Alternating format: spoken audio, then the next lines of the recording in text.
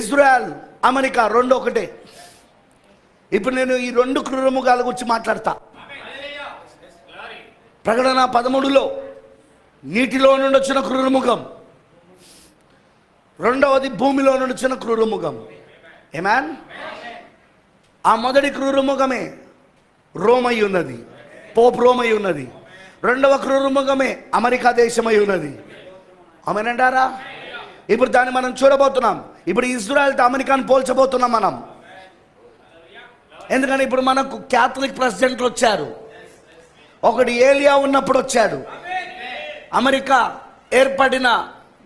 ఏర్పడిన సంవత్సరం, భూభాగం సంవత్సరం 1776. అమెరికా దేశము 1776న ప్రారంభమైంది. 13 కాలనీలతో ప్రారంభమైంది. అందుకే అమెరికా జెండా పైన 13 చారాలు, 13 నక్షత్రాలు ఉంటాయి. 13 చారలు, 13 నక్షత్రాలతో 13 అనే సంఖ్య ప్రవక్త అంటాడు. అదే ప్రకటన 13. ఈ అమెరికా సంఖ్య ప్రకటన 13. రెండవ క్రూరముఖం, భూమిలో వస్తున్న క్రూరముఖం. ఆమేనంటారా? మరి మీరు ప్రవక్త అదే చెప్పుకుంటూ వచ్చాడు. Hallelujah. We are going to see those things. ఆ విషయాలు మనం చూడబోతున్నాం. ఉదయం మీకు అర్థమైందని నేను అనుకుంటున్నాను. So let us go to the Revelation, book of Revelation. ప్రకటన 17వ అధ్యాయంకి వెళ్దాం.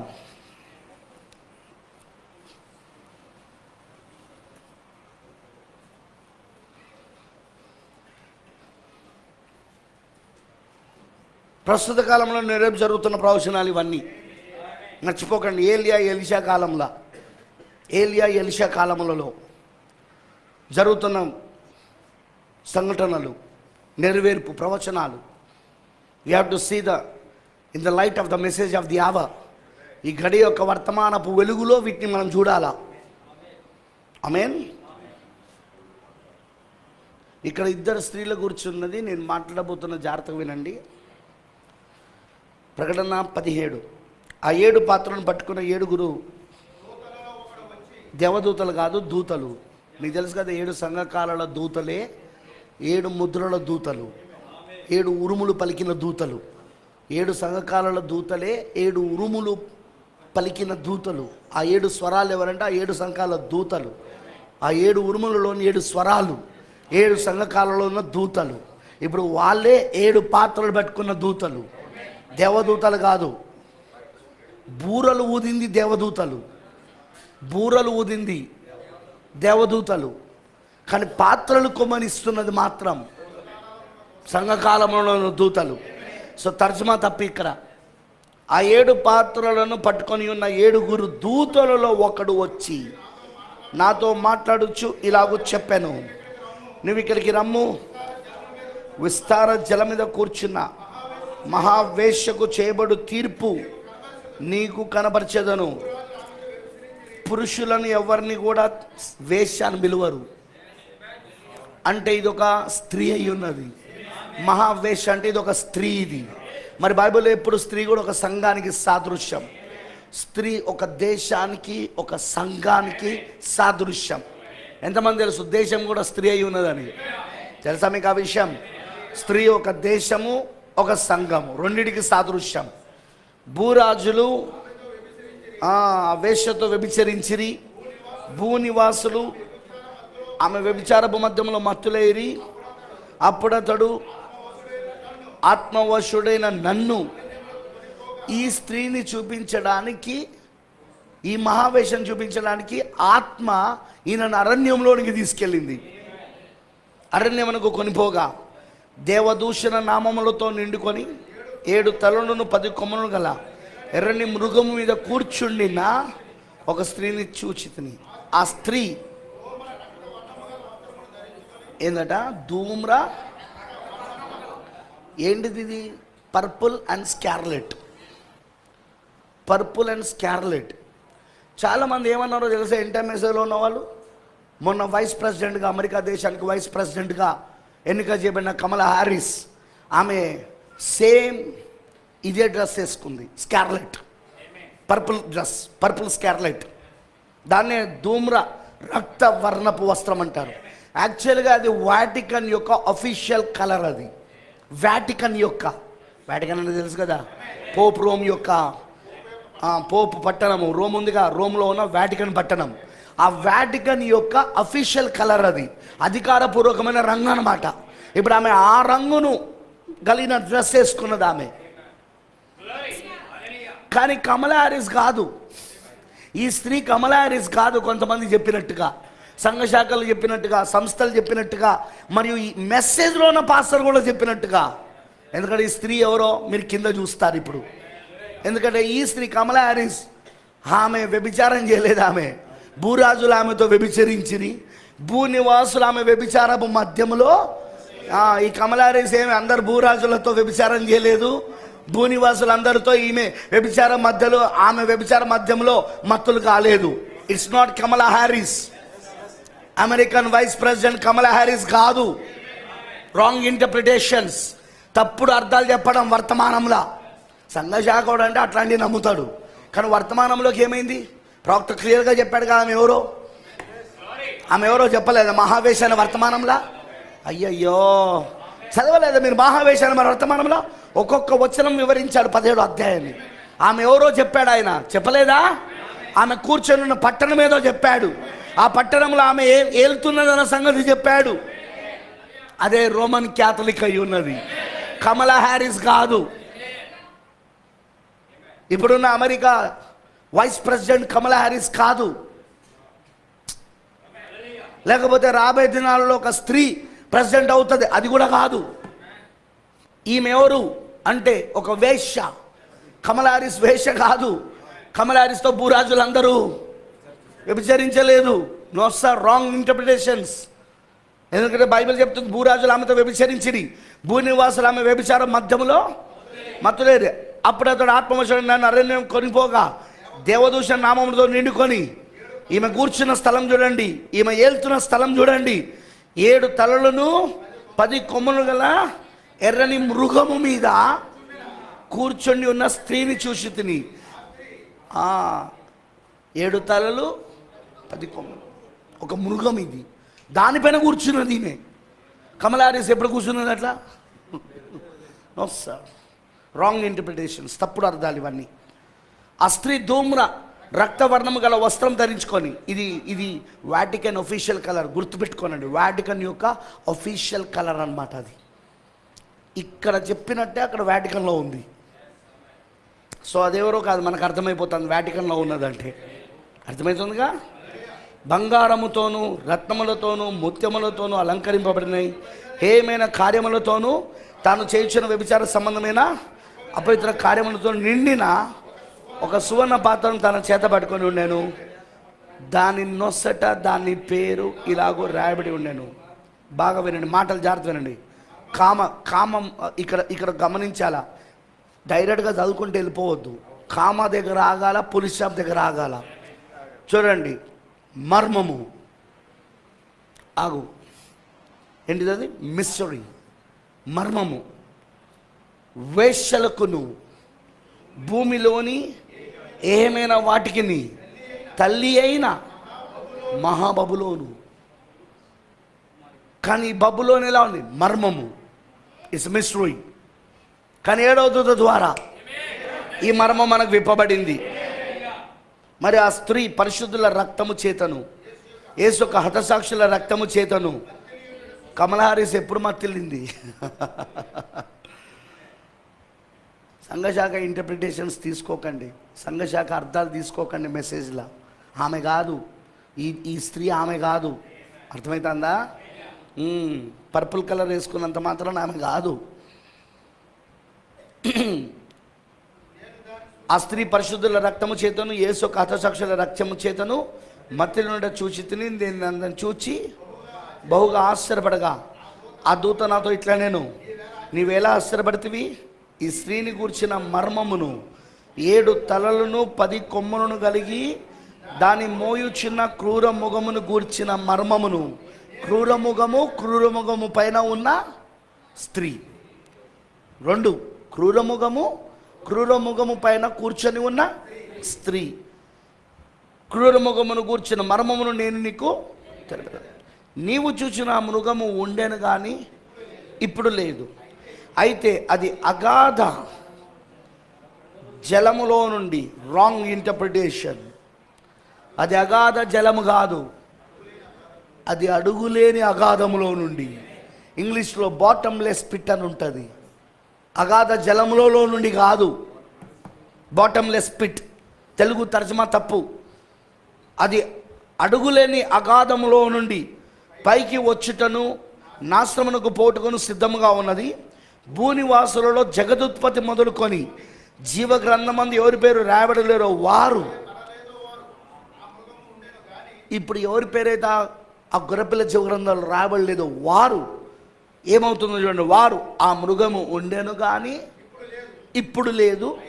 అయితే ముందుకు వచ్చుచున్న సంగతి తెలుసుకొని జనులు ఆశ్చర్యపడతారు.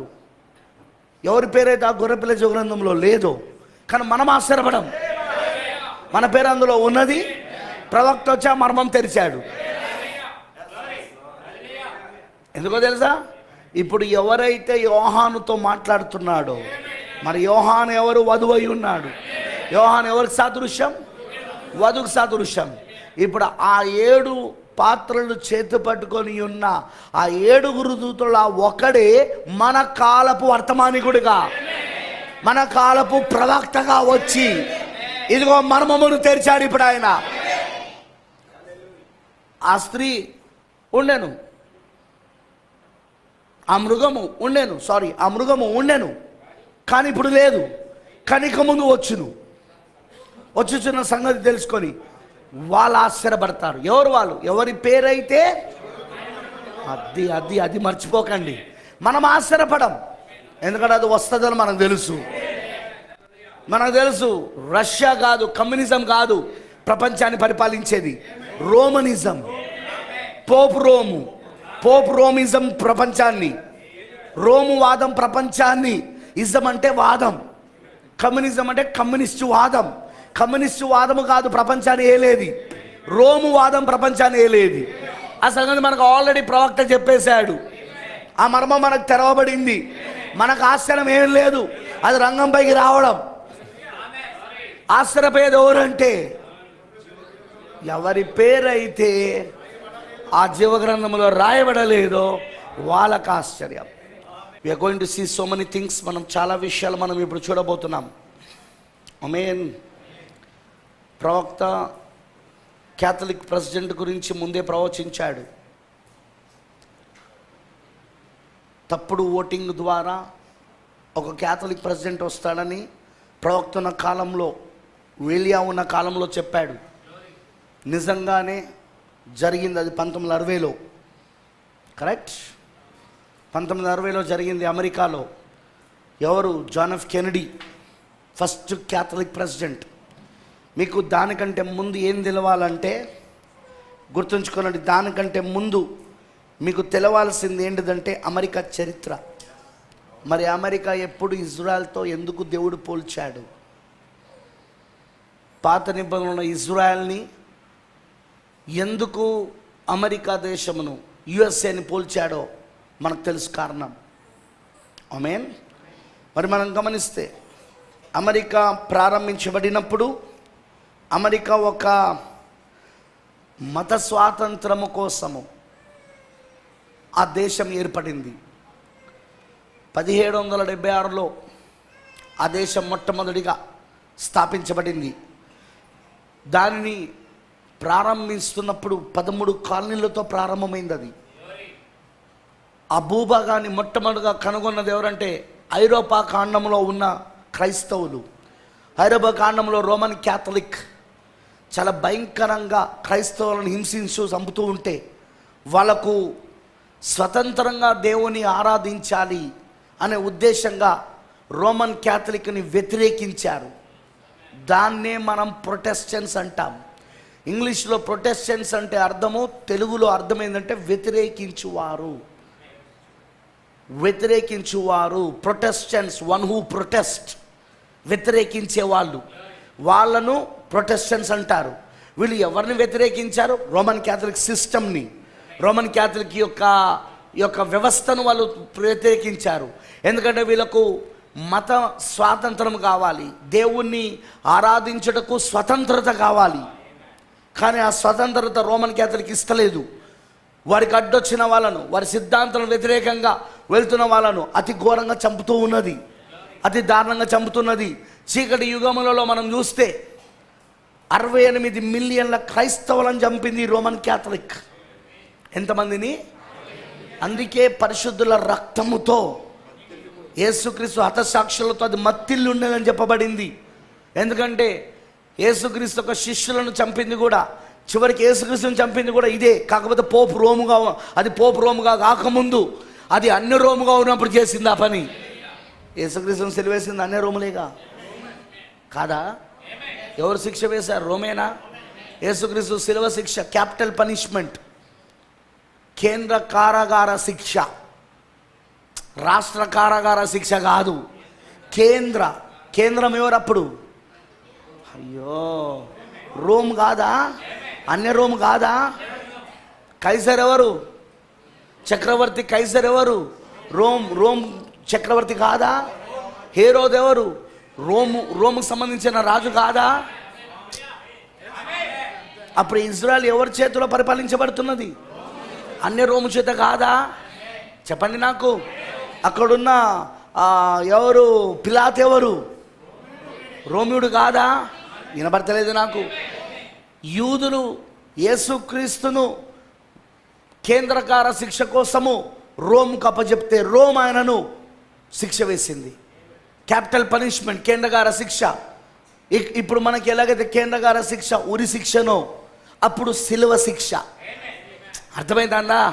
ఇప్పుడు మనకి ఇక్కడ కేంద్రకారక శిక్ష ఏంటిది? ఉరి శిక్ష. కరెక్టేనా? మన ఇండియాలో అవునా? ఒక వ్యక్తికి మరణ శిక్ష విధించాలంటే ఎలా విధిస్తారు? ఉరి శిక్ష. అప్పుడు సిలువ శిక్ష. చూసారా? అప్పుడు యేసును, ఆ తర్వాత యేసు శిష్యులను చంపింది అదే, కానీ అన్య రోముగా ఉండి, తర్వాత అన్య రోమైన అది గాయం పొందుకొని పోప్ రోముగా అది మళ్ళా తిరిగి పునరుద్ధరణమై లేచింది. పొలిటికల్ రోముగా గాయం పొందుకొని, రాజకీయ రోముగా గాయం పొందుకొని, ఎందుకంటే క్రైస్తత్వం విస్తరించబడడం మొదలుపెట్టింది. అప్పుడు దాని రాజ్యం కూలిపోయింది, రాజకీయ రాజ్యం. కానీ అదేం చేసింది? రాజకీయ రాజ్యము కూలిపోయినప్పుడు, రాజకీయ సామ్రాజ్యం కూలిపోయినప్పుడు అది మత సామ్రాజ్యంగా పైకి లేచింది. అది అందుకే బైబిల్ ఏమన్నంటే అక్రమమునకు గాయము తగిలింది, కానీ మరలా అది కోలుకొని మళ్ళా పైకి వచ్చింది. అది ప్రకటన 13లో ఉంటుందా? దాని గాయం మానిపోయింది. ఎలా వచ్చింది అది? దానికి గాయము పొలిటికల్గా, రాజకీయంగా ప్రపంచాన్ని పరిపాలించిన రోమ్. ఎక్కడ? దానియేలు 2వ అధ్యాయంలో ఉన్న బ్రహ్మాండమైన ప్రతిమలో. ఎక్కడ? ఈ యొక్క పాదముల దగ్గర కాదు, మోకాల దగ్గర ఇనుముగా పరిపాలిస్తున్నది. తెలుసు కదా? మొదటిగా శిరస్సు దగ్గర బబులోను పరిపాలించింది. అన్యజనులే వాళ్ళు కూడా, ప్రపంచాన్ని పరిపాలించిన సామ్రాజ్యం. రైట్?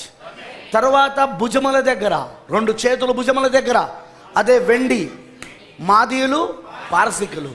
ఆ తర్వాత నడుము, ఉదరము, తొడలు, 2 తొడలు అదే గ్రీకులు.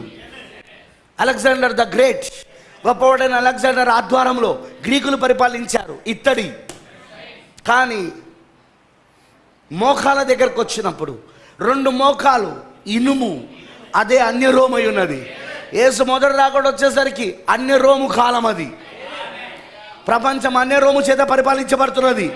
ఇప్పుడు యేసు 2వ రాకడ వచ్చేసరికి ప్రపంచము ఇప్పుడు ఇదే అన్య రోము, రాజకీయ రోము, ప్రపంచాన్ని పరిపాలించిన ఈ రోమే, ఈ రోమే దెబ్బ తగిలి గాయం పొందుకొని మరలా తిరిగి, చావు దెబ్బ తగిలి బాగుపడి మరలా తిరిగి వచ్చింది. ఎలా వచ్చిందంటే ఈసారి అది రాజకీయం నుండి మతంగా మారింది. రాజకీయ వ్యవస్థ నుండి, రాజకీయ సామ్రాజ్యం నుండి మత వ్యవస్థగా, మత సామ్రాజ్యముగా ప్రపంచాన్ని పరిపాలించడం మొదలుపెట్టింది. యేసుక్రీస్తు మొదటి రాకడ వచ్చినప్పుడు అదే రోమ్, కానీ అన్య రోమ్. యేసుక్రీస్తు రెండవ రాకడకు వచ్చినప్పుడు మళ్ళీ అదే రోమ్, కానీ ఈసారి అది రాజకీయ రోము కాదు, అది మత రోమ్, అది పోప్ రోమ్, అది అన్య రోముగా చావు దెబ్బ తగిలి పడినది ఇప్పుడు పోప్ రోముగా మళ్ళీ పునరుద్ధరణమై లేచి వచ్చింది, అది బాగుపడి వచ్చింది ఇప్పుడు. అది అర్థమవుతుందా? అర్థమైన రామ చెప్పండి. సో యేసుక్రీస్తు వచ్చేసరికి మోకాళ్ళ దగ్గర ఇనుము ఆరాధ్యం, అది కరెక్టేనా? హల్లెలూయా. ఇప్పుడు ఈ రోమే కేవలం పైన రూపాన్ని మార్చింది, లోపల అదే అన్యత్వం, అదే అన్యత్వం. విగ్రహార్థన, తల్లికి పూజించుట, జపమాలలు, ఇవన్నీ అన్యత్వంలో ఉండవా? అన్యులలో ఆదిశక్తి ఎవరు అంటే పరాశక్తి, ఆదిశక్తి, కరెక్టేనా? ఇప్పుడు ఈమెను కూడా చేసిన ఆదిశక్తి ఇప్పుడు ఏమైంది? ఇప్పుడు మరియమ్మ అయింది. అన్యులలో జపములు లేవా? ఓయ్, జపములు అవే బ్రదర్, వాటిని ఏమంటారు? రుద్రాక్షలు ఉందేవా ఉండవా? ఇప్పుడు అదే ఇందులోకి వచ్చినాయా లేవా? కొబ్బరికాయలు కొట్టడము, గుండ్లు గుయించుకోవడము ఉన్నాయా? మొక్కుబళ్ళు, బలి అర్పణలు, వినపడతలే, విగ్రహాలు స్థాపించుట, లోపట అదే. ఓన్లీ పైన జనాలను మోసం చేయడానికి పైన దాని రూపాన్ని మార్చింది, లోపట అదే రాజకీయపు సామ్రాజ్యము, కానీ బయటికి అది మాత్రం మతాన్ని చూపిస్తుంది. దేవుడు మీకు కృప చూపును గాక. ఈ ఐరోపా దేశంలో అప్పుడు హింసలు ఈ రోమ్ ద్వారా వస్తూ ఉన్నాయి, పోప్ రోమ్ ద్వారా. తెలుసుగా 5వ సంఘాల వర్తమానికుడు మార్టిన్ లూథర్ ఆ కాలంలోనే కదా విప్లవాన్ని తీసుకొచ్చాడు, క్రైస్తవ విప్లవ నేత. First revolution in the Christianity. మొట్టమొదటిగా క్రైస్తత్వంలో మొట్టమొదటి రెవల్యూషన్, విప్లవం ఎవరి ద్వారా మొదలైంది? మార్టిన్ లూథర్ ద్వారా. Roman Catholic వ్యతిరేకించాడా?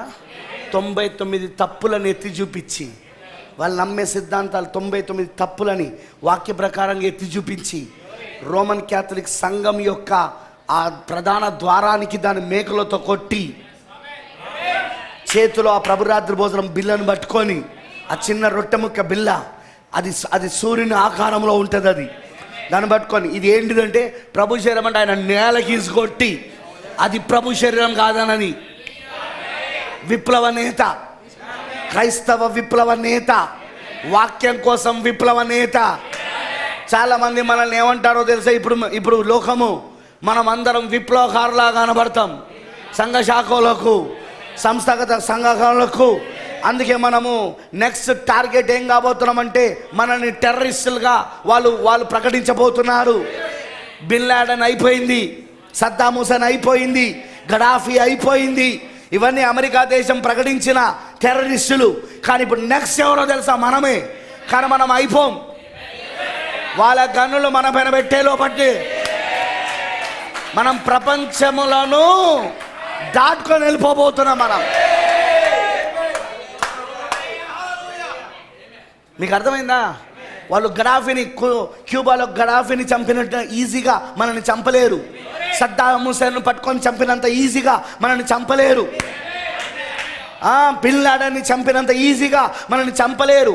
ఎందుకంటే ఇప్పుడు రెవల్యూషన్ మన దగ్గర మొదలైంది.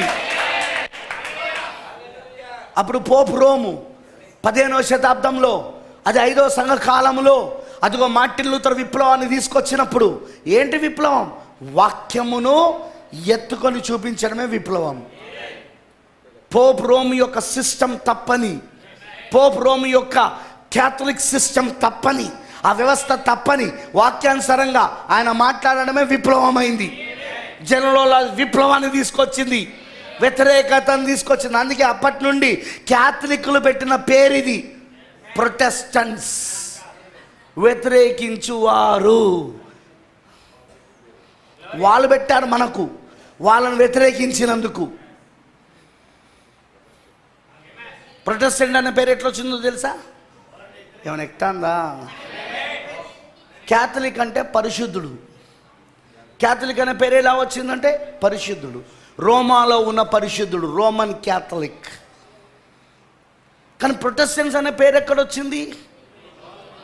వాళ్ళను వ్యతిరేకించినందుకు పెట్టిన పేరు అది.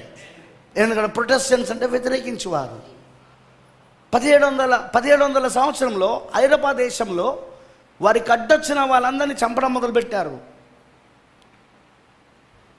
ఫాక్సెస్ బుక్ ఆఫ్ మ్యాథ్యూస్ అనే చరిత్రకారుడు రాసిన పుస్తకంలో, అదే హతసాక్షుల గ్రంథం, ఫాక్సెస్ అనే వ్యక్తి రాశాడు దాన్ని, హతసాక్షుల గ్రంథం, అప్పుడు జరిగిన చరిత్రను.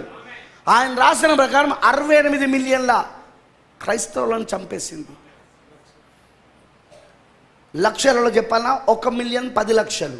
68 మిలియన్లు అంటే 6,80,00,000 మందిని మన ఇండియన్లో చెప్పాలంటే. ఎందుకంటే బయట దేశానికి వెళ్తే కోట్లు అంటే వాళ్ళకి తెలియదు, క్రోర్స్ అంటే వాళ్ళకి తెలియదు. వాళ్ళ న్యూమరికల్ ఏమైనా మిలియన్స్, బిలియన్స్, ట్రిలియన్స్. మన న్యూమరికల్ ఏంటంటే ల్యాక్స్, క్రోర్స్. అర్థమవుతుందా? ఇది ఇండియన్ స్టాండర్డ్ అనమాట, మనది. అందుకే మీకు అర్థమైతే చెప్తానా, 6,80,00,000 మందిని క్రైస్తవులను చంపేసింది పరిశుద్ధుల రక్తముతో. కమలా హ్యారిస్ ఎప్పుడు చంపింది వీళ్ళందరినీ? కమలా హ్యారిస్ ఎప్పుడు చంపింది వీళ్ళందరినీ? కమలా హ్యారిస్ కాదు ఈమె.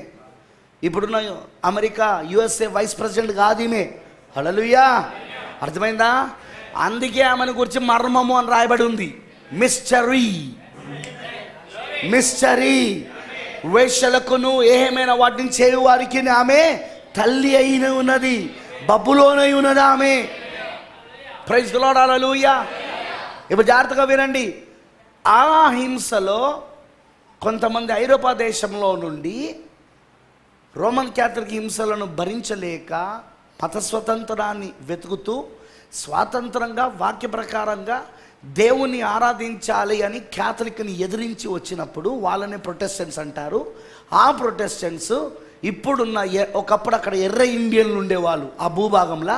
ఆ ఎర్ర ఇండియన్లు ఉండే ఆ భూభాగంలో అది సారవంతమైన నేల, అది అన్ని రకాలుగా బాగుందని తెలుసుకొని 13 కాలనీలతో మొదలు పెట్టబడింది అమెరికా దేశం.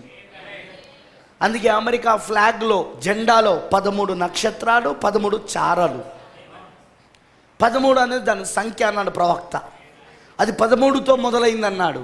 అంతేకాదు బైబిల్లో నువ్వు ప్రకటన 13లో దాన్ని కనుగొంటావు అన్నాడు. అన్నాడా లేదా? అర్థమైందని అన్నది.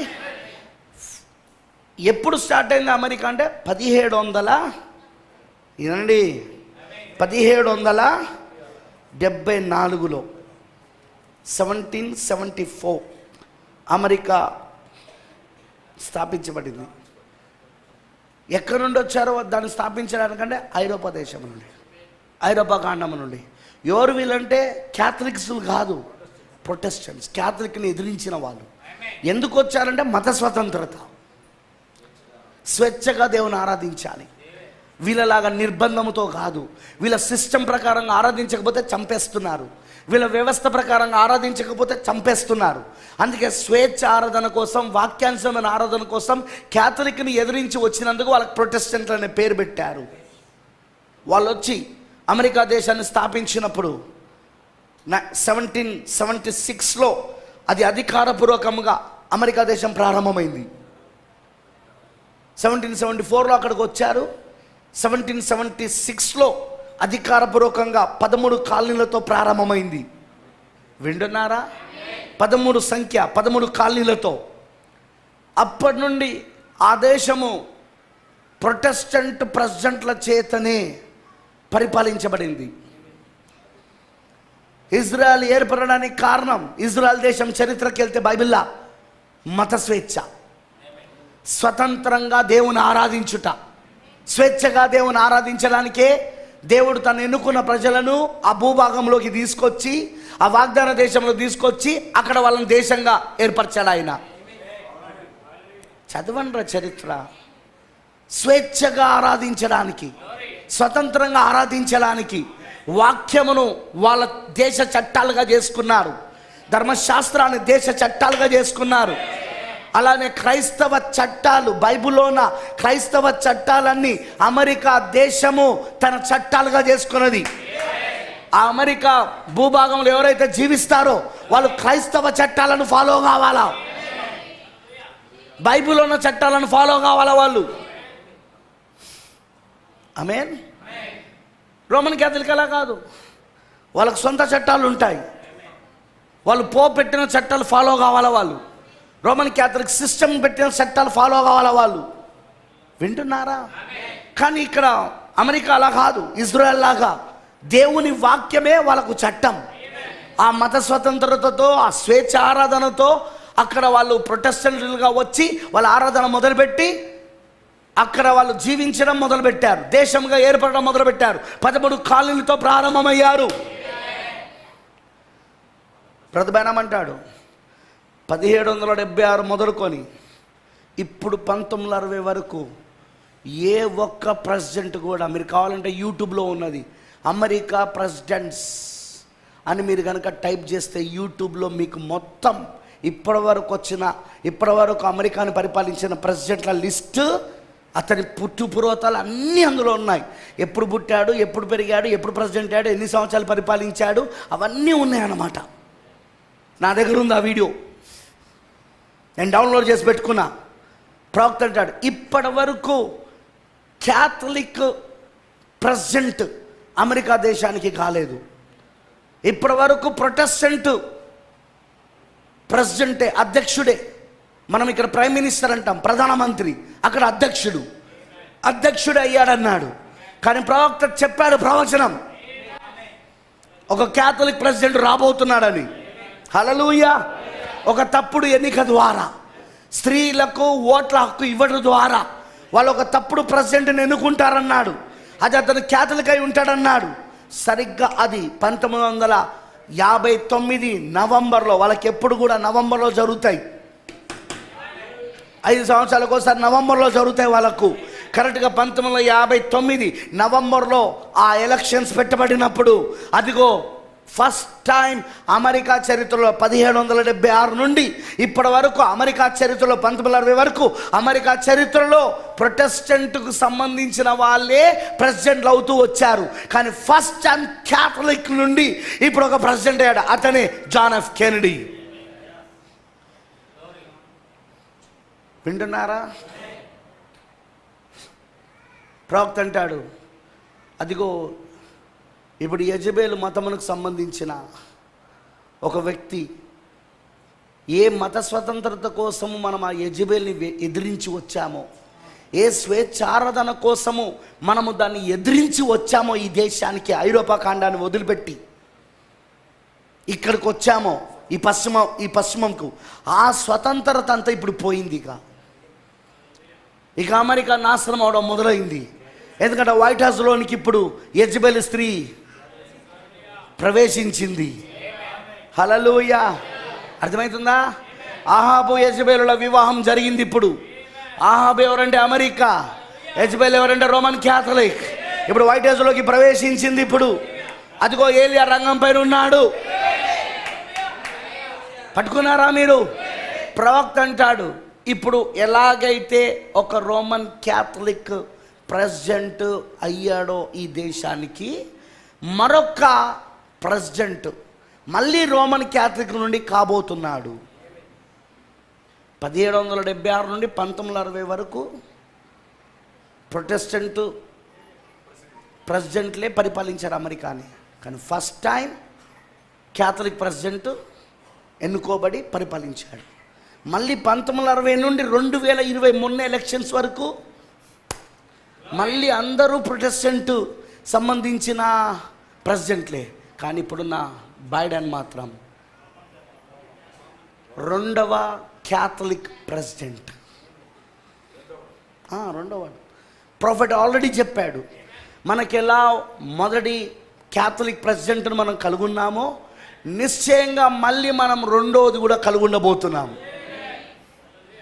ఆయన చెప్పి వెళ్ళిపోయాక 1960 నుండి 2020 ఎలక్షన్స్ వరకు అందరూ మళ్ళీ ప్రొటెస్టెంట్ సంబంధించిన ప్రెసిడెంట్సే. కానీ ఇప్పుడు జో బైడెన్ ఎవరైతే ఉన్నారో ఇప్పుడు అతను ఒక క్యాథలిక్ వ్యక్తి. అతను ప్రాఫెట్ చెప్పిన ప్రవచనం 2 క్యాథలిక్ ప్రెసిడెంట్స్. పట్టుకున్నారా? హల్లెలూయా. 2 క్యాథలిక్ల ప్రెసిడెంట్లు. ఆమేన్. మిస్టరీ బాబులోన్, మర్మమైన బబులోను. 2 క్యాథలిక్ ప్రెసిడెంట్లు, మర్మమైన బబులోను. ఎందుకంటే ఈ మర్మమైన బబులోనే అక్రూరముఖము. ఆ క్రూరముఖం యొక్క ప్రతిమనే USA, అమెరికా. ఈ 2 కలిసి, 2 సిస్టమ్స్ కలిసే ప్రపంచాన్ని పరిపాలిస్తాయని ప్రవక్త అన్నాడు. వచ్చిందా ఇప్పుడు? ఆ ప్రొఫెసీ నెరవేర్పులో ఉన్నామా మనం ఇప్పుడు? 2వసారి క్యాథలిక్ ప్రెసిడెంట్ను కలిగి ఉంటారని ప్రవక్త చెప్పినది 2020లో నెరవేర్పు అయిందా? ఇప్పుడు ఆ కాలంలోనే ఉన్నామా? ర్యాప్చర్కి ఎంత దగ్గరలో ఉన్నామో మీకు అర్థమవుతున్నదా? ఎత్తబడుటకు ఎంత దగ్గరలో ఉన్నామో మీకు అర్థమవుతున్నదా? మరి ఈ 2 సిస్టమ్స్, ఈ 2 వ్యవస్థలు, ఒకటి రోమన్ క్యాథలిక్ వ్యవస్థ, ఇంకోటి అమెరికా, ఈ 2 వ్యవస్థలు కలిసి, ఈ 2 క్రూరముఖాలు కలిసి ప్రపంచాన్ని పరిపాలిస్తున్నాయి. హల్లెలూయా. అర్థమైందని చెప్పింది. జాగ్రత్తగా వినండి. ఇప్పుడు నేను ఎందుకు ఈ విషయం చెప్తున్నానంటే, అమెరికాను మనం చూడాలా? ఎవరిని చూడాలా? రష్యాను కాదు, కమ్యూనిస్టు వాదన కలిగిన రష్యాను కాదు. మనం చూడాల్సింది అమెరికాని. ఎందుకంటే అమెరికా ఎవరంటే ఆ మృగం, ఆ క్రూరముఖము, అదే రోమన్ క్యాథలిక్ యొక్క క్రూరముఖమైన రోమన్ క్యాథలిక్ యొక్క ప్రతిమ. ఏది? అమెరికా దేశం. సో అందుకే మనం దేన్ని చూడాలంటే అమెరికాని. అది ఏ విధంగా ప్రపంచాన్ని ఆక్రమిస్తుందో మనం చూడగలుగుతున్నాం. Praise the lord.